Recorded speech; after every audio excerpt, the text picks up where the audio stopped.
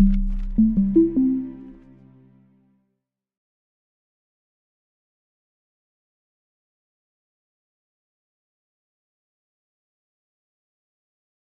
again, everyone, and welcome to this webinar. First of all, let me introduce myself. My name is Annette Balint, and I am working as a journal relations specialist in MDPI since 2023. And I am very glad to be your host for today's webinar. It's a pleasure to have you all here. And I am really appreciating you taking the time to be part of this session. Before we begin with the presentations, I'd like to briefly introduce the company, the chair, and also the speakers, and go over the agenda of this session.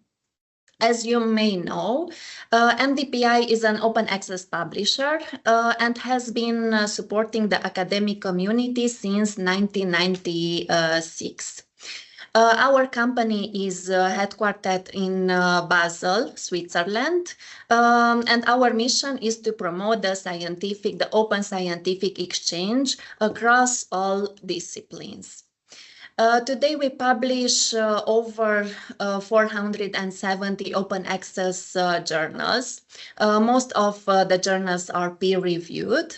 Thanks to the support of more than 295,000 academic experts who share our dedication to quality, transparency, and also high quality service for the authors. Now I will continue to introduce some of our main journals from MDPI that are closely related to the topic of today's webinar. And I will start with Applied Sciences. Applied Sciences is a peer-reviewed and open access journal focusing on all aspects of applied natural sciences, and is published semi-monthly online by MDPI. It has an impact factor of 2.5 and a size score of 5.5. It is indexed in several databases like Scopus, Web of Science, AI Compendex, and it is ranked as a Q2 journal in the engineering field, and the Q1 has a Q1 ranking in SciScore under the general engineering topic. Electronics, for which I am a journal relations specialist, is also a peer-reviewed open access journal dedicated to different fields of electrical engineering, and it is published semi-monthly online by MDPI. Of course, that electronics is also indexed within Scopus, Web of Science, and starting from the last year, also in AI Compendex, and is ranked as the Q2 journal in the GCR ranking and the Q1 in SciScore in the electrical and electronic engineering field. It has an impact factor of 2.6 and a size score of 6.1. Journal of Imaging, of course, that it is also a peer-reviewed open access journal focusing on imaging techniques, and it is published online monthly by MDPI.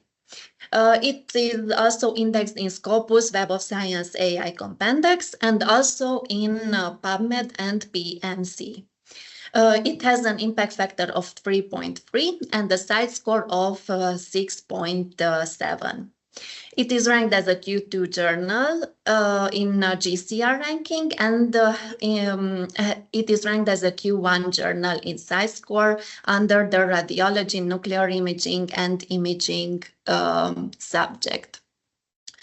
Machine Learning and Knowledge Extraction, peer-reviewed open access journal on machine learning and its application. It is published quarterly on the webpage of MDPI, and it is also indexed in important databases like Scopus, Web of Science, and also other databases.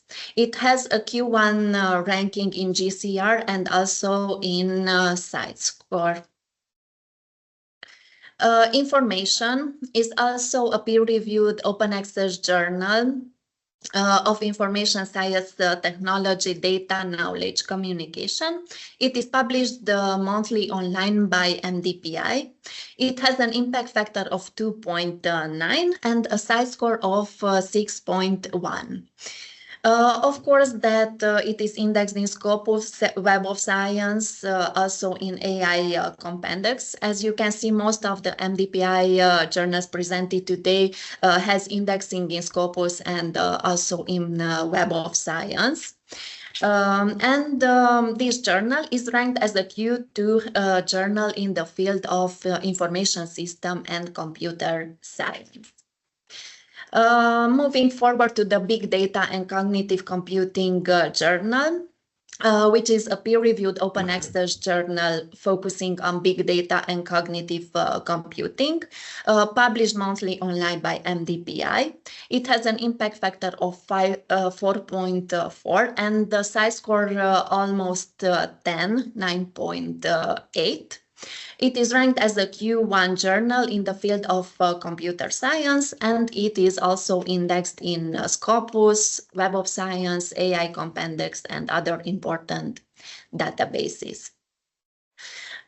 Signals is a peer-reviewed open access journal focusing on signal processing, and it is published quarterly online by MDPI. It also has an impact factor of 2.6 and a size score of 4.6. It is indexed in Scopus, Web of Science, InSpec, and other databases, and it is ranked as a Q2 journal in GCR ranking and size score under the engineering, electrical, and electronic field. Okay, when we are looking on the agenda of today's session, after my speech, I will invite Professor Chen, the chair of this session, to make a short introduction. Then we will have a very important presentation, AI for ultra-low dot PET imaging, application of generative AI to generation of super resolution images for detecting HPV virus. Intelligent health analysis system based on Tongyu images. After these sessions, we will have a session dedicated to your questions. And after that, I will invite again our esteemed chair to make the closure of this event.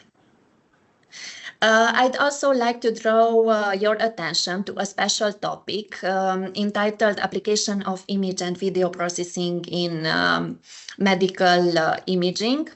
This topic is being led by Professor Dr. Ying-Cheng Chen and Professor Dr. Guangyu Shi. And it's a great opportunity for researchers working in this area to contribute. The deadline for the abstract submission is February 28, 2026, and the final manuscript deadline is April 30, 2026. During the presentation, please feel free to post any questions you may have in the chat, and we will address them in the dedicated questions and answer segment at the end. Now let's move on the most important part of today's webinar, our speakers and chair. I would like to begin by introducing our chair, followed by our speakers. So Professor Dr. Ying-Cheng Chen from the Department of Biomedical Imaging and Radiological Sciences from the National Yang Ming Chiao Tung University has a PhD degree in Optical Sciences from the University of Arizona. And since 2017, he has been a distinguished professor of the Department of Biomedical Imaging and Radiological Sciences. He has published over 100 peer-reviewed journal papers, a number of book chapters, and he has also his own several patents. His research interests include image processing, analysis, reconstruction, radiomics, and artificial intelligence. Welcome, Professor Chen. Then Professor Kwang Yu Shi is the Chief Medical Physicist and Head of the Lab of Artificial Intelligence and Translational Theranostics at the Department of Nuclear Medicine from the University of Bern from Switzerland. His research focuses on developing artificial intelligence and computational modeling methods for nuclear imaging, dosimetry, and also therapy. Welcome, Professor Shi. Professor Dr. Xiaong Gao is a professor in the computer science department at the Middlesex University in London. Her research activities includes artificial intelligence in medical applications, medical informatics, medical imaging, and also machine learning. Welcome, Professor Gao. And Professor Dr. Xu Qiao is an associate professor at the School of Control Science and Engineering from the Shandong University. And his research activities include medical image processing, computer-aided diagnosis systems, pattern recognition, and machine learning. And welcome, Professor Qiao. Now I am inviting Professor Chen to make a short introduction, and I really hope that it will be an engaging, informative session for all of our attendees. Thank you for your attention. Thank you for a nice introduction. My name is Qichen Chen. It's my great honor to be the chair of today's MDPI webinar. And we welcome you to join our webinar, which will explore cutting-edge advances in AI and their application in medical imaging. And we have three distinguished speakers today, and they will share and delve into various topics. And this webinar will focus on MDPI topics, application of image and video processing in medical imaging. Through engaging presentation and discussion, you will gain valuable insight into the latest trend and the strategy shaping the development of advanced AI and their practical application across different medical image fields. And thus, this webinar offers a unique opportunity to explore innovative approaches to developing and applying advanced AI in medical image. Additionally, we will hold a Q&A session where you can share your thoughts, ask any question, and provide feedback. As the host said, I will introduce our first speaker, Professor Kwang Yu Shi. His topic is AI for ultra-low dose PET image. Let's welcome Professor Shi. Many thanks to Professor Chen for the kind introduction and for giving me this opportunity. So just a moment, I share the. Thanks for the really the opportunity to discuss with you about AI for ultra low dose PET imaging. So like what is ultra low dose imaging? So the PET imaging. So here like there's a possibility with advanced PET scanner, you know, like for example, in these two cases, for this case, you see like the patient received only 0.17 millisievert. So as we know, that usually the PET dose is like 5 millisievert or PET CT dose, but like at least this is 25 times less dose than the regular dose. And for this case, we can have 0.08, so 0.12 millisievert. So this is even 37 times less dose. But this is achieved by advanced scanner. So, and also the acquisition time is quite low. Of course, the dose is ultra low dose. And so typically, the low dose imaging is achieved by the technology advancements, like the instrumentation advancement, as we see, like compared to the 1970, the early PET. So nowadays, like the standard PET has already relatively long axial field of view and more detectors. So the sensitivity is significantly increased. And so the latest long axial field of view PET or total body PET. So this can have like 1 meter to or even 2 meter length. So this is the sensitivity of such kind of scanner is extremely high. So that's you see like United Imaging and Siemens, like those bigger vendors, they all have the product of this scanner. And for the low dose PET imaging, of course, people like, I know some people may criticize about the low dose PET imaging because they always say patients is already usually have PET or already have the cancer, so why they should have the low dose imaging. But like first, ALAGA principle, so as low as reasonably achievable. This is always our fundamental principle. And if we can have like the low dose or ultra low dose PET imaging, so the benefit is quite a lot. We can have multiple follow-up PET images, so we can have the multi-tracer images, and we can also screening high-risk populations for the early detection, and we can also lower the risk for the sensitive groups. Usually those groups, they may benefit from the PET imaging, but the dose is a critical bottleneck. So we can have a broad clinical application spectrum.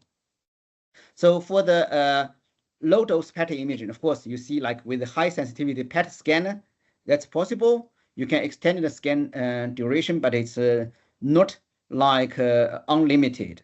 So, and then another possibility is the computational methods. So as we see, this is like a high dose PET imaging, and this is a low dose PET imaging. So the critical differences for the low dose imaging is the quite noisy. So like with AI, so the aim is to recover the quality from degraded images. So certainly this is a hot topic in the field, and you see the publication is increasing in the last years.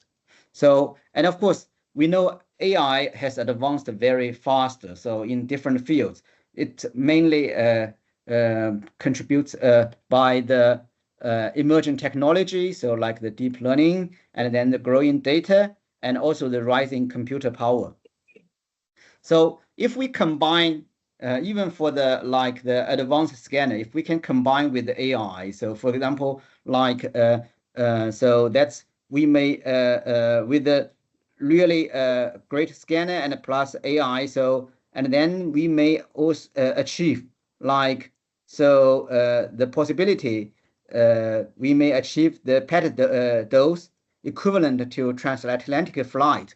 At that time, so the dose won't be a bottleneck. Of course, this is still a hope, but that's like highly possible to achieve. If we can consider the long axial field of view PET to reduce 10 times dose and AI reduce another 10 times, so then this is possible to achieve.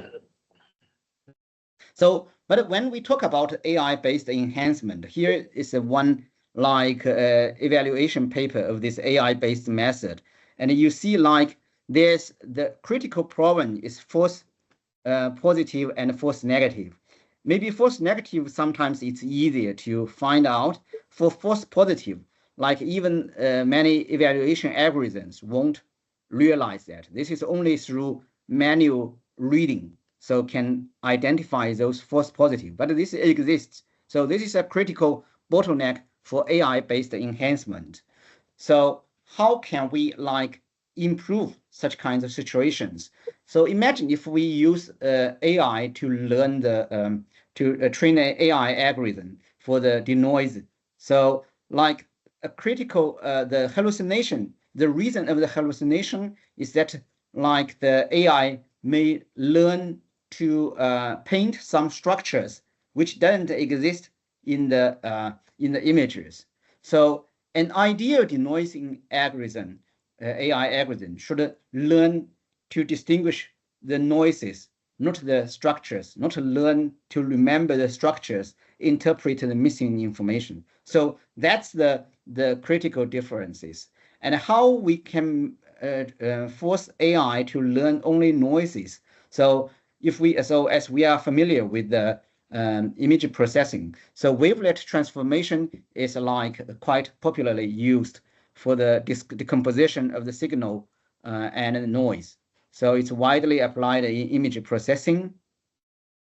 And here we try to develop the AI method on the wavelet domain. So instead of apply the deep learning on the imaging domain, we apply the deep learning on the wavelet domain. So the advantage is that we can keep the baseline signal and only learn those noise signals. And this is like the results. And probably visually you won't see. So this is like the classical UNet, and this is the same network, but within the learning from the wavelet domain. Maybe from the visually it's hard to see here unless so we can look more deep into that. And here, so like you can also see another different scanner. So, and we also, to evaluate that, we define a integrated quantitative quality assessment score. So we put the global matrices, so and the local matrices that like the tumor related SUV max, SUV mean, and then also some radiomics features into this indices. So and we can see like the wavelet based so AI on wavelet domain can really enhance. So if you see this score, like we can see at least quite we can see the improvement. And if the dose reduction factor is higher, so the improvement is more visible.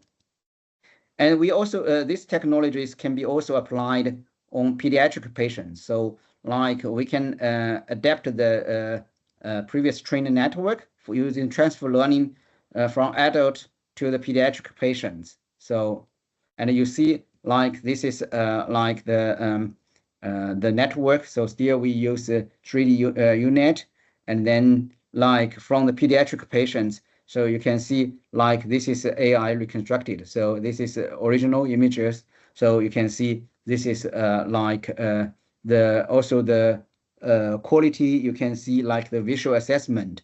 You can see that the AI enhancement can improve the visual quality. And apart from the applying the AI algorithm on the imaging domain, we can also apply this algorithm AI during the reconstruction. So this is a famous network using a deep neural network for the PET reconstruction. And so of course this network is only for simulation. We actually tried the first time to apply deep learning on the PET reconstruction, but on the real images. So this is like our network. So we also improve the loss function, try to make the loss function better, preserve the ground truth. And if you see now this like the deep PET, what the developed from the simulation, and this is our work. You see like our so images more close to the ground truth, and also the quantitative matrices like the mean square errors, root mean square errors, signal to noise ratio similarity. So those we can see all the improvement. But so like there's also the further improvement. If we see like in the low dose image, so like with classic reconstruction, this is classical reconstruction. You see with the low dose, you see it's quite sensitive to the low dose, very noisy. But with the AI-based method, even in the low dose situation, so it seems that the algorithm can work well. So for the low dose images, so ideally, if we can apply AI in the reconstruction, that's much better, much favorable for the dose reduction. And of course, like this is not updated, but you see like AI in the low dose PET enhancement. This is there already certified tools from the different vendors. And in addition to our own development, we also make several data sets openly available. We call it the ultra low dose PET imaging challenge. So basically you can use this link to download the data set. And then we organized the challenge in the last few years with the IEEE, MIC, and at the beginning also MICAI. And now we collaborated with the ENM for the clinical evaluation. And this year in the IEEE MIC in Yokohama, we organized this challenge further. And you see, until now, we have like the, this is not updated, but like we have like more than 220 teams registered for the challenger. And so for the low dose AI in low dose images, so it's not only the PET imaging, but they also CT brain dose. Ideally, so if we can reduce the PET CT image dose, we need to also reduce the dose of CT or to have some CT-free dose. So the aim is like this is the PET, CT is mandatory for the PET. If we don't have the CT for the corrections, this is uncorrected. And this after correction, you see like the bigger quantitative changes. So CT-based correction is quite important. So ideally, so if we can use AI to generate those corrected from uncorrected, that would save the CT dose for the PET imaging. So like there's lots of the works in this field. And at the beginning, so we try directly use uncorrected as input and the corrected as output to train a network. But if we look at this AI-based results and the ground truth, so you see like the texture got changed using the AI. So the hallucination is quite clear here. So how to improve this? So we need to make the AI free from those texture changer. So we have developed the indirect deep learning method. So this is called decomposition-based method. So like the idea is we see the correction of the attenuation and scatter. So it's like a low frequency signal. So basically we decompose the PET image signal into the low dose and so low frequency correction signal. So this low frequency signal correction map, we decompose it. And then then like after this decomposition, so in the low frequency space, we apply AI. And you see like the results with this time with the AI and compared to the ground truth, you see the texture almost preserved because we don't touch the texture. We only apply AI in the low frequency domain. So this is very,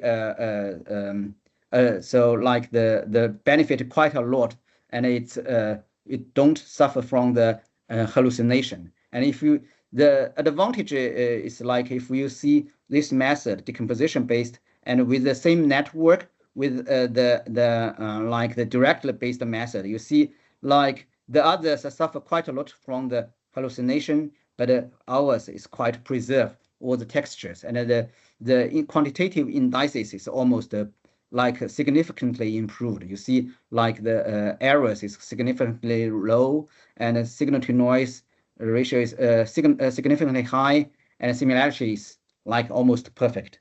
So, and the amazing part is that all the learning is based on one scanner and one tracer FDG, but we test on different scanner and different tracers. So you see like the classical method doesn't work, but our method work very well. And this, like from the other quantitative indices, you already see the improvement. So, and we also extend this method to the pediatric patients. This also works. So that means like the algorithm is quite consistent. So these indices also show that it's a significant improvement. But like we also did some systematic evaluation in most situations in different parts. This is clinical evaluation, not like the indices, but here you see like for the gallium, a different tracer with FAPI imaging in the aptoma. This doesn't work well, but all the other parts, like so our method is like always significantly better. So that's and you can also apply this on the LSO background. Due to the time limit, I skip this. So like then in the last part, so I think the radiation burden is mainly due to the boundary of the PET and the CT. So of course, like if we have this like AI-based attenuation, so the CT-free attenuation and scatter corrections, so it's still very difficult to make PET independent. So how can we like if we want to achieve PET independent, so we need to provide more anatomical support. So can we extract more anatomical information from PET? So this is from the recent now the quantitative PET or like LAF PET. So the anatomical information is much more than before. So that's why we the modern PET has more anatomical information. Here we try to develop like PET only organ segmentation algorithm. So this you can see like the training we all from one tracer, but then we test also different tracers and the different scanners. So and then you can see like the segmentation, automatic PET only segmentation. You can see like for some organs it works very well, but some organs may still have some error. At least there's some potential to achieve like PET-based segmentation, and or different tracers. It also has a potential. So if we can have this like the anatomical, so the PET-based anatomical segmentation, so support, and then CT-free attenuation correction and scatter correction, so we may achieve like PET can be independently from the CT. This doesn't mean that we skip the CT. CT can be still done separately. This is actually usually for the PET CT imaging. Most of the patients has already CT imaging, so they don't need to do another PET and an additional CT. So this only for the PET corrections. So that's like, so in conclusion, so the potential of AI on low dose PET imaging. So AI may recover the full dose images from low dose measurements. It may assist the CT-free PET imaging. And so here we can see like integrated domain knowledge, improve the robustness of the AI. And of course, we need a further clinical evaluation. And finally, we see that AI may assist the anatomical identification, and it supports the potential of the PET independency in clinical application. I would thank all the collaborators and the funding agency. Thank you very much. Okay, thank you, Professor Shi, for your nice talk. And we will leave the question session in the end. So let me introduce the next speaker, Professor Gao. Thank you. Yeah, it's been a great pleasure to join this webinar, and thanks Professor Chen's invitation. So I'm going to talk about GAN system for super resolution images, and just briefly introduce myself. So I work since my PhD. I worked on medical images. Firstly in London, then in Cambridge, and then currently still back to London. So super resolution. Super resolution is everybody knows about. It's just to make low resolution images, getting higher resolution, getting better quality. Let's make my cursor here. So you can see this is very low low resolution one, and 4 times higher resolution, and even 8 times higher than this one. And traditionally, we can generate a super resolution by using traditional machine learning method. For example, enhancement, interpolation, reconstruction. And now, after the generation of AI, most popular approaches and the most effective approaches are GAN system. It's a generative adversarial network. Okay, and vision transformer. And the GAN system, it's unsupervised system. It's you have real images, and you add noises and generate a image, and compare this generated noisy image with the original real image, and then to find it's a fake image or real image. Yeah, to minimize the differences.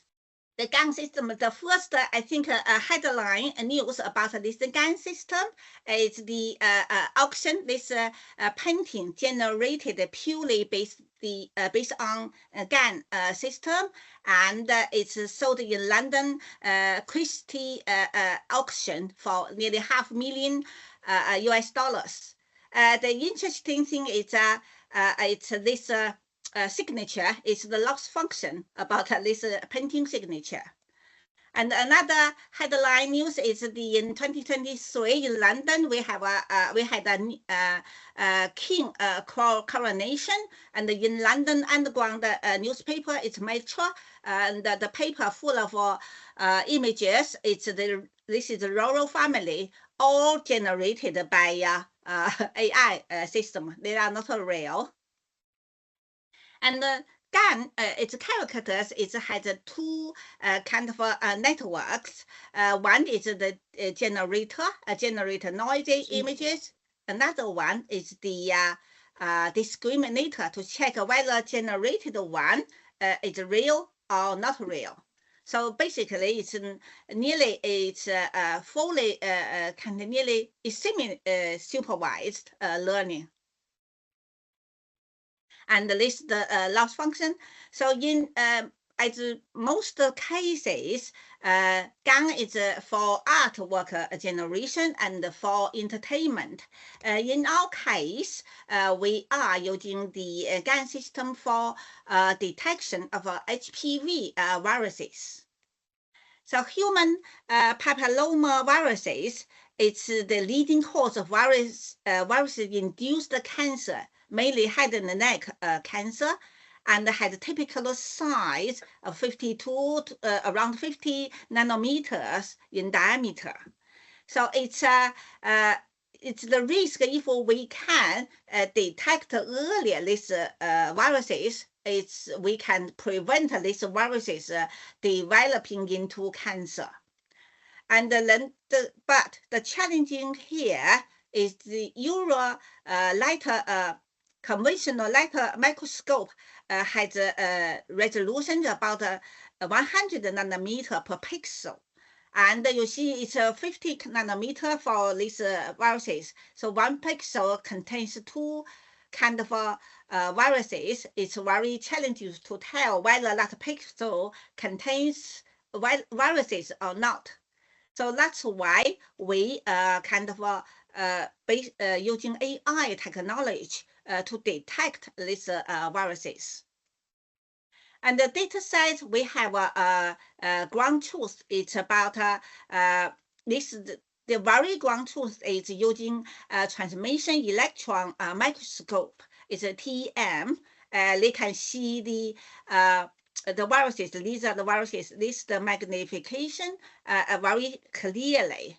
But this TEM is not available in every research labs. So we have, in most research labs, we have a high resolution microscope. It's about 5 to 20 nanometers per pixel. So this is the magnified, this is the virus cell contains HPV viruses. And in most labs, in our laboratory, for example, we have a confocal microscope. It's at 70 to 100 nanometers per pixel. That's the lab the microscope we have. So that's we are trying to upgrade this low resolution images into high resolution images. And the ground truth is by TEM to tell whether this cell has HPV viruses or not. So these the data acquisition details. In this one, in because it's quite challenging to tell you by using gray level scale images. So we converted it into color images just by transfer Fourier transform to highlight the viruses. So these are the cells. They have a highlighter. They have HPV viruses. These are the cells. They don't have HPV viruses. They are the control. It's a C33A cell, and these are the Kasky cells. And because even they have these viruses here, when we magnify, we color it, still it's quite a challenge to tell which part has the viruses. So we can using fast Fourier transform to filter out some noises and getting this better visualization. Those dark black spots are the viruses. They are confirmed by the TM. And these are the high resolution images. And when we transfer this image, you can see they are the virus. They are the same cells scanned in TM, HR, and also low resolution microscope. And this is the real TM spot ground truth, and this is the low resolution. When we magnify, and you can see some viruses here. So to apply GAN system, we have a low resolution, and then using generator to generate super resolution and compare with the high resolution images. And then this is the training system to minimize the three loss functions, about G, about perception, and also about discriminator. The details, it's a typical traditional GAN architecture, generator and discriminator. The backbone baseline model is using the VGG 19. This is the first layer. You can see the first layer, the matrix or the weights. It's in the number here in visualization is here. The GAN system GAN is the kind of baseline network. Based on GAN systems, there are lots of kind of enhanced systems, including enhanced super resolution GAN, pixel to pixel, and pixel to pixel HD, and cycle GAN. So to measure, to compare whether these two systems similar or not, we have two measures. One is peak signal to noise ratio, and the other one is a structure similarity index. For enhanced super resolution images, they use the relativistic kind of probability to for the loss function. Here is compare with this. You can see this is super resolution GAN generator, and this is the enhanced and this is the ground truth. This is a little bit sharper than the super resolution images. The architecture is mainly to apply relativistic probability for the loss function. Previously, when using enhanced super resolution GAN, we just say the loss function just yes or no, 1 or 0, very hard-coded yes or no. And the relativistic system is give you the probability, could be 90% really similar, could be 60% similar. So the result appears much better. Another kind of a branch based on GAN is the pixel-to-pixel and the pixel-to-pixel high definition images. So you can see it's it's kind of a translation from image to image. So from this label map image, we can translate into the street image, certainly which street based on the your kind of noisy or based on your training systems. So this is the pixel to pixel and pixel to pixel high definition. This is about same level of resolution.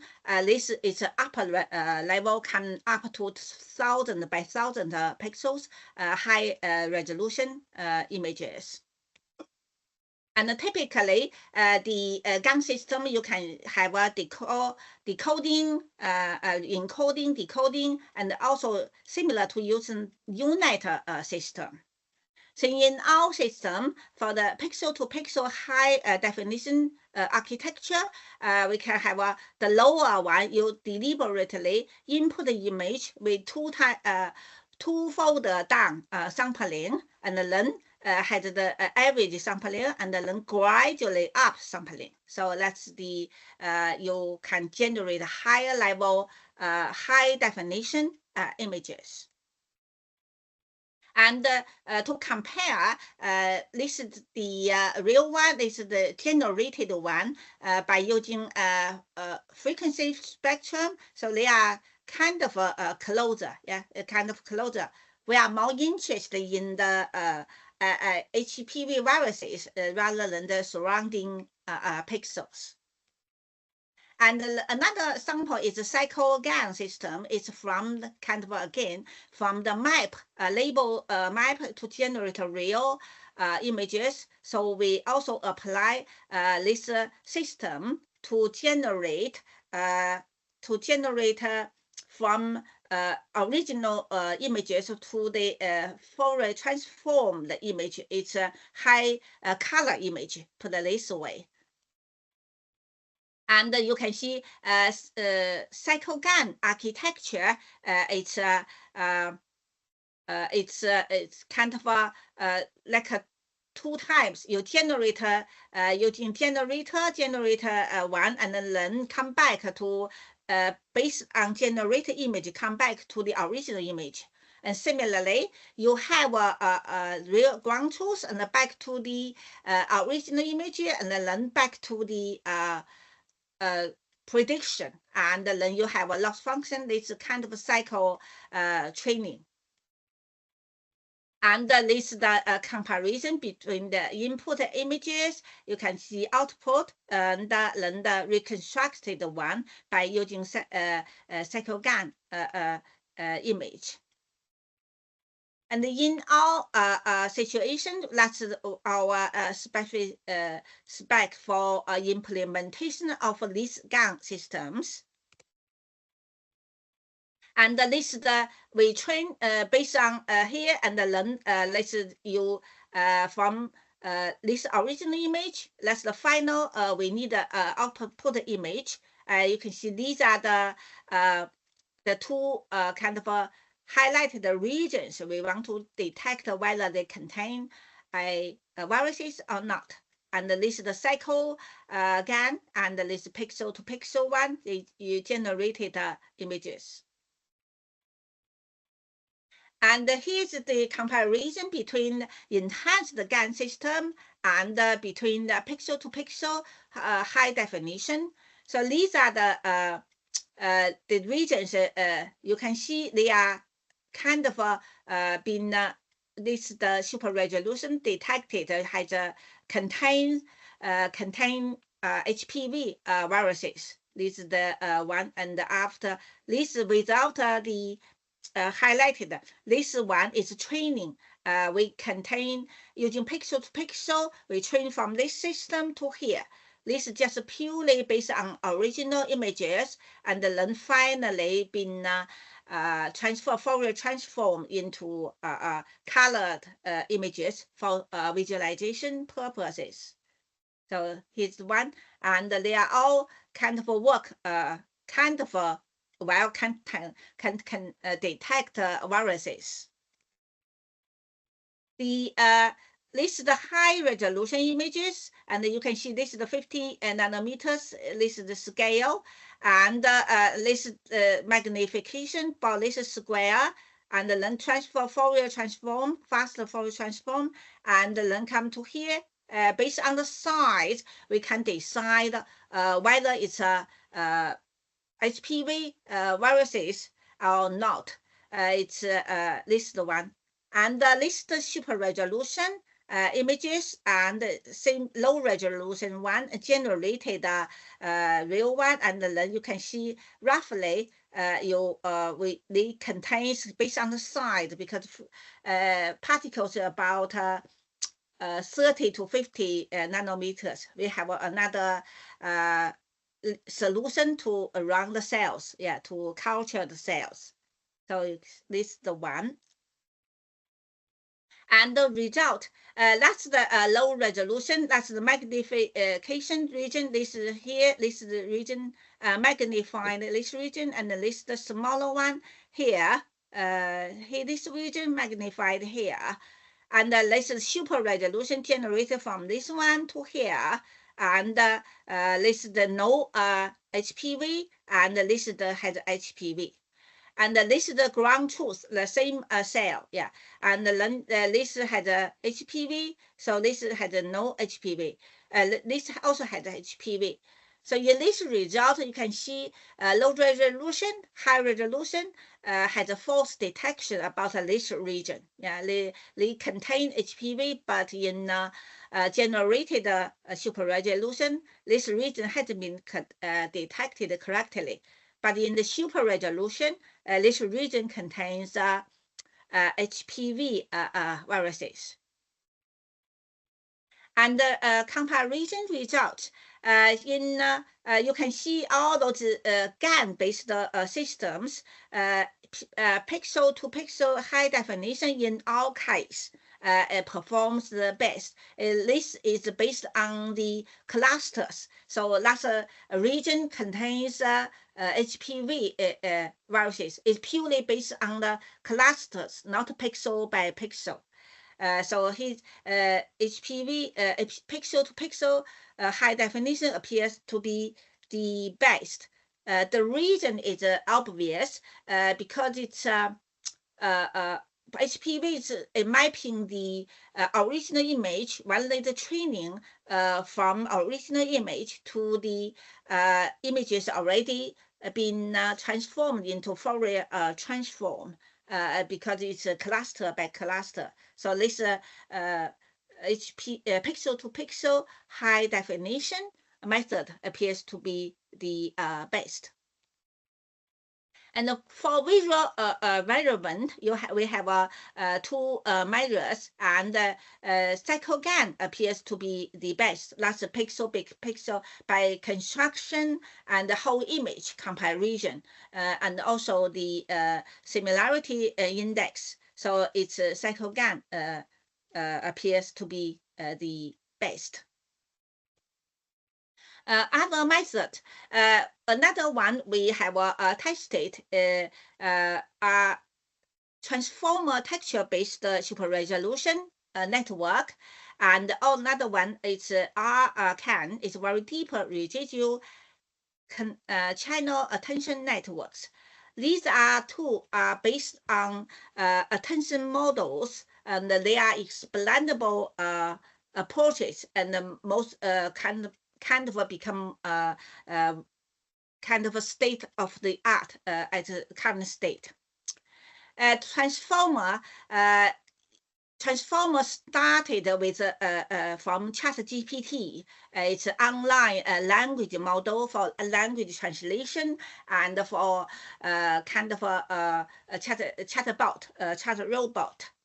And then transformer is it's been applied to images. The beauty about a transformer is it's linear. That means they can process very fast and can generate billions of parameters instead of a CNN convolutional neural network, because it's using the convolutional matrix multiplication. It's slower. So this is the texture-based transformer, and based on an attention model. And we have two attention models applied here. One is hard attention, and the other is a soft attention model.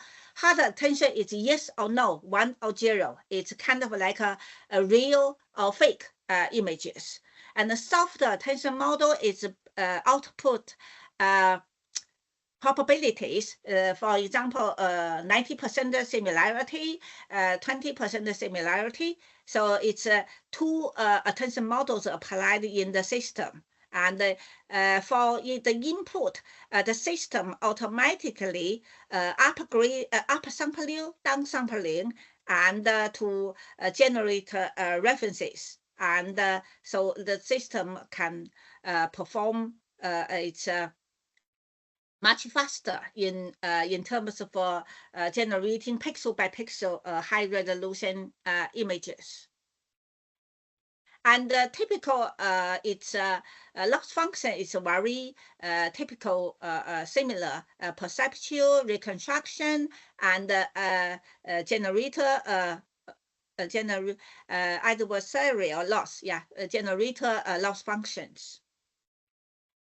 And in in comparison, you can see texture-based vision transformer appears to be the best, in terms of all the measures, sensitivity, specificity, and also the similarity index. And visually, when we detect HPV viruses, this is the low resolution images, and this is the generated super resolution, and this is the magnified region is ground truth. You can see low resolution, even we magnified and we kind of transformed into this Fourier transform. It's still quite challenging to tell whether they are viruses or not. And here, super resolution can tell it's these are based on the size and the structure. These are the HPV viruses. And the ground truth is, of course, you can see it's very clearly presenting HPV viruses. And now we tested on the conventional images, not before the low resolution images was downsampled by the high resolution images.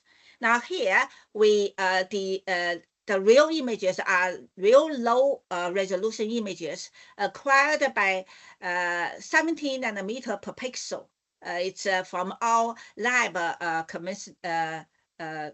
microscope. So you can see this size 1,400 nanometer, this size. This is the images, and then that's the generated super resolution images, and these are the this is the circle. These are the highlighted region. You can see they contain HPV viruses here. And another one is this is quite challenging. These pixels, low resolution images. This we are mainly for testing the drugs. For this acquired by 120 nanometer.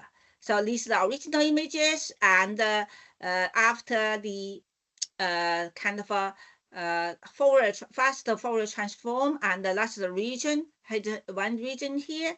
And this is the region, and another region here.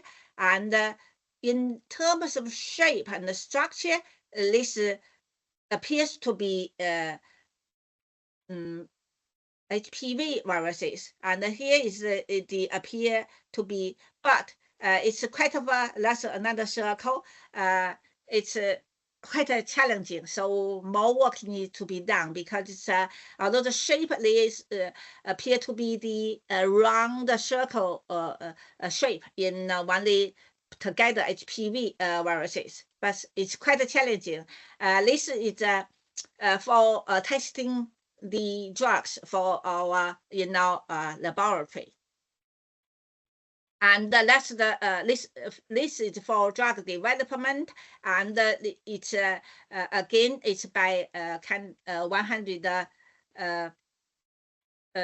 120 nanometer acquisition in the microscope. And that's the original one, and that's the highlighted one. This is the 300 nanometer. It's quite of a challenging to say if this circle can, this HPV can virus has been killed or not, yeah, in this circle. And so it's but in fact it's been these dark circles are the drug takes effect. It's being killed, but we cannot see the details at a 300 nanometer scale. So in conclusion, while GAN systems have been mainly applied to art and the entertainment industry, it can be applied to the medical domain.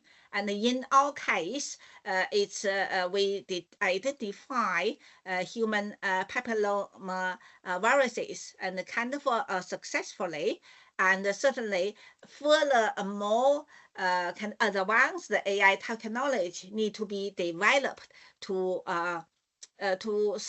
detect more low resolution, much lower resolution images. For example, the acquisition acquired at more than 100 nanometers.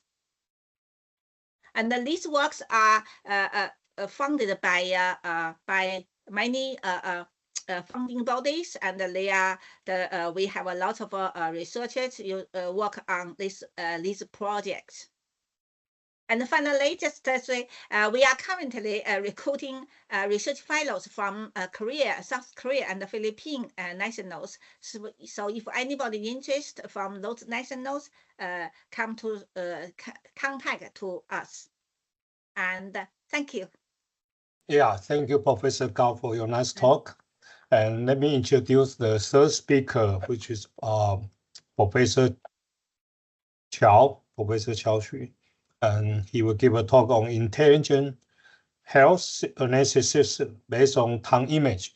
Professor Qiao, please. Firstly, thank you for Professor Chen inviting me to introduce our research. This research is mainly focused on about the tongue images. Now the topic is AI using the tongue images.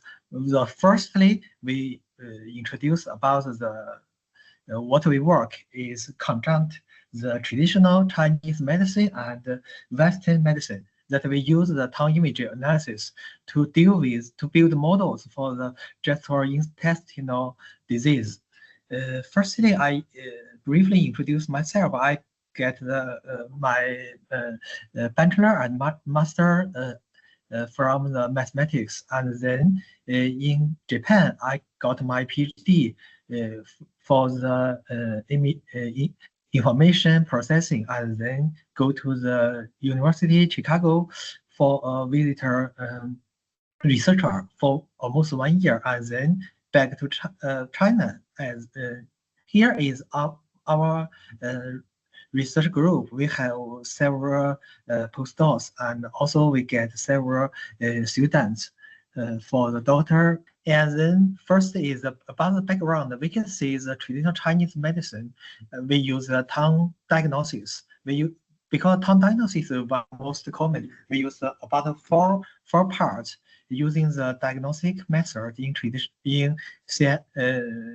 TCM, and also we can characterize the different disease, non-invasive and contract. So this Chinese medicine believes that the internal organs of the human body are directly and indirectly related to the tongue through the meridian, and also the tongue is like a map of internal organs. So you can see this image, that different parts of the tongue that reflect about the different organs. These organs not the real world organ, but also the system for the human body. So maybe this is now many research have done by the This one is about the constitution theory, that we divide the persons healthy into the 9 parts. Maybe one part is the healthy, other 8 parts is belong to the like the cold, warm, hot or something. This one is for the formal work that they have done a lot using the AI to deal with the tongue images. So we try to conjunct about the tongue diagnosis to the Western medicine, because Western medicine we can get what the disease it really have, but the tongue diagnosis is about one type of the Chinese medicine. So we build about the this together. So we use artificial intelligence technique can further improve the objective and effectiveness of the tongue images, of the tongue diagnosis. So first one, we try to use it to focus on one kind of the disease, like the stomach disease, because we know stomach disease is happens frequently and is also so they try to deal with the using the tongue image to find the indications of digestive system disease.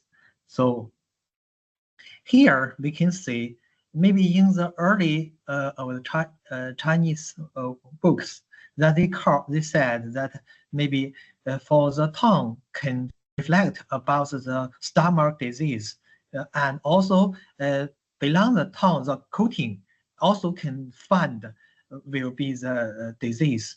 So the relationship between the tongue images and the digestive system is extremely close, and gestational disease can be quickly and sensitively reflected in the tongue images. In the middle image, we can see that is look, ask, hear, and also using the hand to find it where. And also we can find this image for the different parts. So we use the AI technique to find just using the cell phone that we can get the images from the tongue, and we do the AI analysis. So this will instead of the screening for some kind of disease, after we make sure it have the disease, that the person or the patient can go to the hospital to do the extremely or the double check. So using this technique, we can clinically not only the non-invasive, but also we can clinical efficiency evaluation or identification of the disease diagnosis. So another is our research proposal. So we separate our work into the 3 parts. Firstly is tongue image processing using the tongue segmentation and deal with unbalanced data. And then we extract the features from the tongue and then do the classification. And then we also find out to build the platform to using the cell phone to give the result and show the person what it is. Also, maybe this is also we both using the machine learning, the traditional machine learning method or the deep learning method to deal with this kind of task. So here we get the data and do the segmentation, unbiased data sampling, and then do the information fusion to build the tongue diagnosis model, or the using deep learning directly to get the features, and then using the 2 results combined to get the performance and evaluation the result, then give the result. So here we use the data is from the Qilu Hospital which belong to our university, and about the almost 1,000 patients. Each patient will have the 3 or 4 images, and then after we select some town images is not clear or not complete. So we select about the 3,140 data sets, including in our study. The patient's levels is about healthy or the disease. And disease is we separate into 5 parts, like the HP injection, or the like here HP infection, BU reflex, and reflex inthogerosis, or the gestral erosion and dental erosion. Like this 5 kind of levels. So we do the research. First, we using the UNet to segment the town areas. These areas we using for the following. Here is show the currency, the evaluate the segmentation result both for the FCN and UNet. UNet is much better. So we like the snake is not so good, but the UNet we can get the better result to using the following task. And then because the level is not is unbalanced, so we use a smooth Birdling smooth unsampling and fusing FME clustering downsampling. So because so this part, after we using our proposed like the BSFCM, that we can increase the result to show about the healthy and unhealthy or stomach disease. The result showing here is improved by this method. And then is information fusion about the town diagnosis model. Firstly, because we're using the cell phone, so we need to remove the effect of the different light or different circumstance. So we're using the multiple color space like the RGB, REB, HSV, or YSAB. This different for the different terminal, and they use these features combined together and manually. And then another terminal is using ResNet 50 that we get a high order features and then extract it, then do the feature refusion, and then to using the unbalanced data argument, and then build the model using the linear regression or linear forest, SVM, or light GBM, and then evaluate the result. The features we can different type, as we know the radio mix, that the color, texture, shape, and depth. So this one we also use and then choose it to get the fusion features, and also the this one we can using the to realize a decision using the multi classifiers and then get the result. So we select the optimal features for each sub-classifiers of the integrated classification model to improve classification result. Here we can see after that for the disease identification, we can find that the AUC is more than 80%, and then all the ACC and TPR or PPV or FE score is almost certified for the screening of the disease. So here showing the RR is for the feature by manually or the deep feature. After we manually to do the feature fusion, that we can get a much better result. And after that, we can see using a voting or the stocking method, is we can get this kind of result. Also, we using the another type, the attention-based, like deep learning. We try to find out using attention to find the mechanisms to improve the interpretability. So this one we try to find out if the traditional Chinese medicine is correct or not, because they in Chinese traditional medicine they say that in the middle, the upper middle of the tongue, they show the stomachs and the kidney. So we use this one, use this tension to show which parts it is to do the result. So we use the SE and slot tension to use here. Both is showing here, and the slot calculates the similarity between the image features. So we can see for different parts, this is HP effective.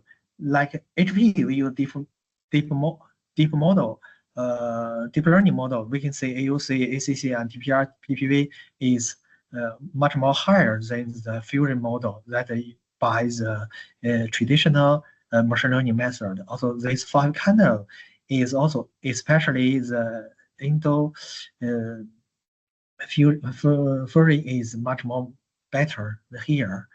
Here we show, as I mentioned, that in the bottle, we show the spleen and the stomach.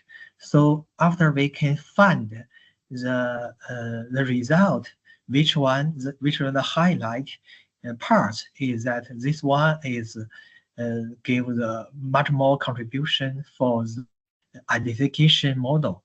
So here, after we combine this together, we can find in tongue, the spleen and stomach, here showing here, we can find, we just use these areas, we can do the digestive systems model to identify which one has healthy or unhealthy for the stomachs or the gastrointestinal diseases. Here, after that, we build a platform. Here is showing how to extract the images from here. Like showing here, we get the using the camera, and then after that, we try to build using the cell phone to get the app to do this kind of things. So we use the internet and build the apps. So here showing here, like showing here, we just using first gender or the birthday, and then using this one and showing to find using images, or we use the cell phone.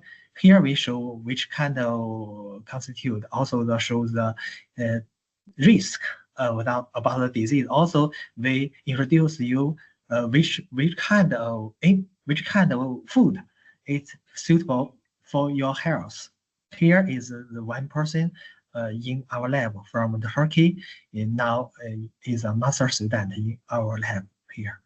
Showing here is different kind of different food, and also in other person showing here, as we can test together, do the images, and then for the internet and showing the different kind, and for also we have the propose how you can keep the healthy. So also this work we just using to find the correlation between the tongue image and the stomach. So also we do using the tongue images to find the nutrition, because optimal nutrition is central to the prevention, immune function, and other kinds. So we try use tongue images to tell person his nutrition is okay or not, or poor nutrition. So we here we also from the person that get the NRS 2002, that we find maybe the positive class and the non-negative class is one totally almost 500 images. So we're using the 85% for the training and other for testing. So the result is much more better. Here is showing here the result of using ResData and CVM and subcontents here showing the currency and AUC is much more higher. So we can use our app to show how about the nutrition for your body, and we also suggest you which kind of food you will eat to improve it. And now we also using these tongue images to deal with other organs like the liver or a heart disease. And now much work we have done a lot. Here show the result about the nutrition. And here is the basis what kind of food we introduce for you is maybe here this student he should eat much more vegetables. Okay, here like kind of things. So for summary is that maybe this data set is not so much. So we will intend the data set and enhance the generalization ability of tongue diagnostic models for disease. And also we try to improve the accuracy. And then maybe in China, we use in Chinese traditional medicine, they use the look, ask, or something. Also, the smile is also reflects the healthy. So now we also build the device, both using the not only using the tongue image, but also using the smile. So using the sensors to get the smile. So from the human body, so we can get a much more high accuracy to identify the such kind of disease. Maybe this disease is not terrible, but I think if we can find a disease much more quick, early, and non-invasive, so person can avoid maybe the bad results during this disease. So we think this research will opening a new area for development of traditional Chinese medicine. Also, we try to use it to build an intelligent, precision and personalized therapy. So thank you all. Maybe this is my report. Thank you for your attention. Thank you for the, this is for the doctor who helped us. Okay, thank you. And thank you for your attention. This is my report. Okay. Okay, Professor Chen, I have finished. Yeah, thank you, Professor Qiao. And thank you. Now we have a few minutes for Q&A. I'm not sure how many minutes we can allow on the system. Ms. Berlin, how many minutes we can allow? Because the schedule is we should finish by 4:30 p.m. Beijing time. So how many minutes can we? No worry, okay? We can continue. So please ask any question regarding all the three speakers, their topic. So please raise your hand on the system and just ask and open your microphone and ask question. Okay. So. Yes, thank you, Professor Chen. I think that Dr. Adrakimov has a question as he raised his hand. Mm-hmm. So please just ask your question and to whom you are interested in, which topic. So I'd like to ask a question for Professor Gao, but I hope that Professor Qiao can also join later and share his opinion. Say we have a cohort of patients with HPV. We divide them into two groups. Group A, who developed cancer, cervical cancer in 1 year, and Group B, so no cancer within 1 year. And we use a multimodal model, so we use both images and tabular data. My question is, how do we pick features from tabular data?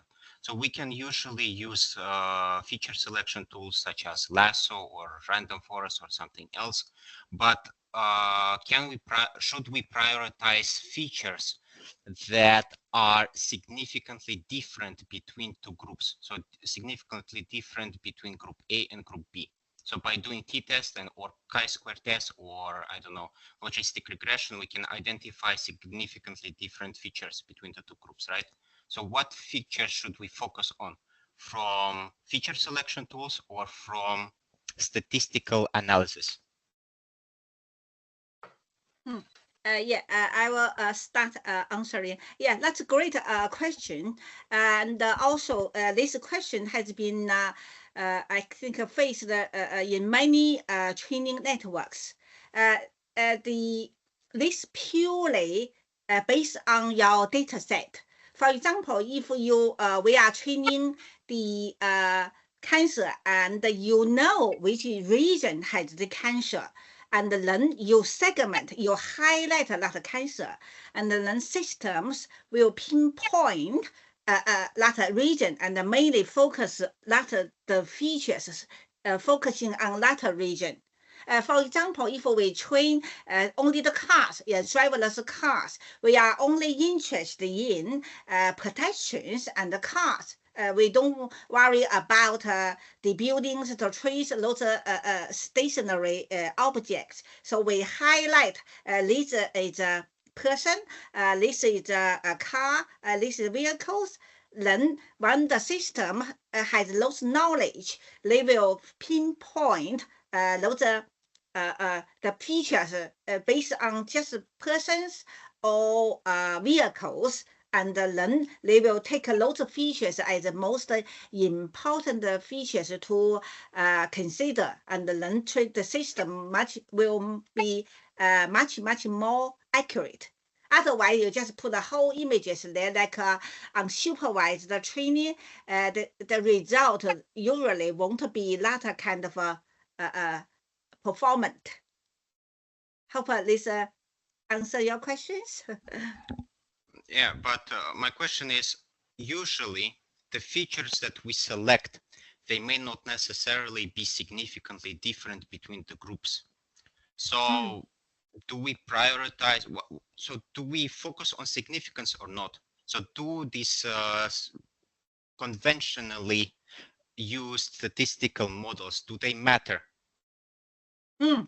Yeah, it matters. It matters a lot, especially in the in medical field. When we do the lung images, whole volume lung, only tiny bit. That bit is the lesion. That's the problem. The most of a lung, big lung, is kind of normal. So that tiny bit, if you train the whole 3 volume lung, normally that tiny bit will be ignored. And if you, I guess the fusion, like the last speaker, the fusion of different methodologies, for example, statistical methodology and the original AI, just normal or conventional CNN network, confuse them together, will, especially in medical domains, will be much more accurate. Okay, thank you. Thank you for the question. Okay, any other questions from the audience? Attendee, any questions? Yeah, we have around 60 attendees, and if you have any questions, just raise your hand on the system. Okay, I think MDPI will share the presentation video after editing. So interested audience, you can keep in contact with the MDPI. Yes, thank you, Professor Chen, and thank you for all the speakers for this interesting presentation. Of course, that the recording of the webinar will be available as soon as possible on the website, on SciForum. And also, in order to download the certificates, you can access the webpage sciforum.net under My Certificates tab. So thank you again for your presence for today's webinar, and see you soon again for at future sessions as well.